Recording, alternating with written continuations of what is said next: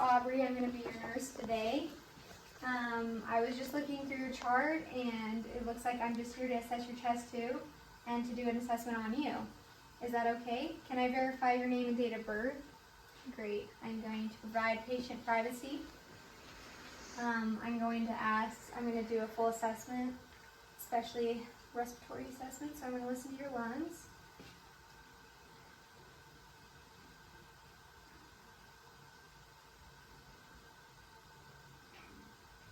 Okay, perfect. The sounds are diminished on this side, but that's normal finding for a chest tube insertion. I'm going to do vital signs, pulse ox, all those things, and then I'm going to ask, what is your pain rated on a scale of 1 to 10? Perfect. All right, I'm just going to assess your chest tube insertion and do a little bit of teaching on that. Is that okay? So I'm going to do hand hygiene. I'm going to put on some gloves.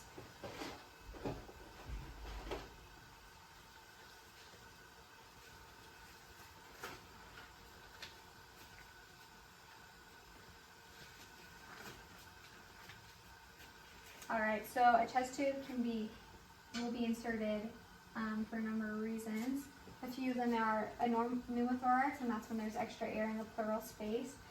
Hemothorax, that's when there's extra blood, there's just blood in the pleural space, or emphysema, and that's when there's pus in the pleural space, and those are all preventing the lungs from expanding and working properly. So this chest tube was inserted for one of those 3 reasons. And I would find that on the chart.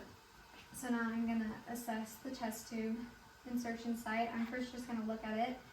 I'm going to note it or look for any swelling, redness, drainage.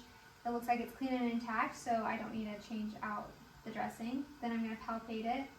Again, just looking for any crepitus, any swelling, pain, any signs that I would need to notify the doctor. Then I am going to palpate this tubing, and that's just to remove any clots that may be preventing it from functioning properly. So I trace that all along, palpating it. This would be below the chest level, and then I would trace this line all the way back to the suction chamber, make sure that that is in place. So I'm going to look at it now. I'm going to look for this line, make sure that it is where the doctor said it should be when it was inserted. So it's at 0, which is good, 2 centimeters. I'm going to look for any oscillation, which would happen with breathing, and then I'm going to look for bubbling or excessive bubbling. If there is bubbling, I would use this clamp because that means that there is a leak somewhere in the tubing. I would start close to the insertion site and move my way down. Depending on where the bubbling stopped, like say if I clamped it here and it stopped, that means that the leak is between here and the insertion site. So I would be able to tell the provider that. Then I'm going to look at this orange bellow, and I'm going to make sure that it is expanded. That means that the suction is working properly since it's beyond that point. This is at -30, which is good. That's what the chart indicated it should be at. And then I'm going to look for the drainage. It looks like there's about 240 output of serosanguinous fluid, which is good, and I would refer that to my chart as well. So now that I've checked that all out, I'm going to just talk to my patient and let them know that if they notice any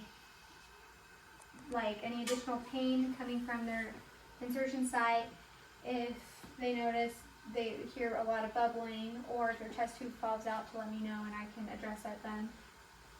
So if the chest tube does fall out, I have this to place on the insertion site, and I have sterile water to put the tubing in. This is Vaseline gauze, by the way. And then I'm gonna make sure that the bed is locked, lowered, call light is within reach. I'm going to talk to my patient and let him know to call me if there's anything that I can help them with. And then I'm going to wash my hands as I exit the room and document all my findings in the chart.